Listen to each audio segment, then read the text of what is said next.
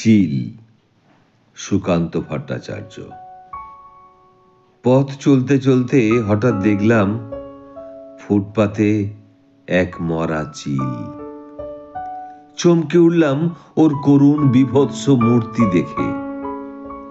অনেক উঁচু থেকে যে এই পৃথিবীটাকে দেখেছে লুণ্ঠনের অবাধ উপনিবেশ, যার সেন দৃষ্টিতে কেবল ছিল তীব্র লোভ আর ছো মারার দস্যু প্রবৃত্তি, তাকে দেখলাম ফুটপাতে মুখ গুঁজে পড়ে।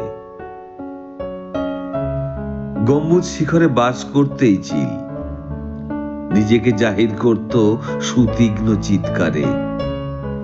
হালকা হাওয়ায় ডানা মেলে দিত আকাশের নীলে, অনেককে ছাড়িয়ে একক, পৃথিবী থেকে অনেক অনেক উঁচুতে। অনেকে আজ নিরাপদ, নিরাপদ ইঁদুর ছানারা আর খাদ্য হাতে ত্রস্ত পথচারী।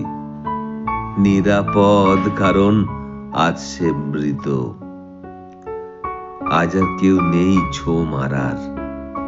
ওরই ফেলে দেয়া উচ্ছিষ্টের মতো ও পড়ে রইল ফুটপাতে, শুকনো শীতল বিকৃত দেহে।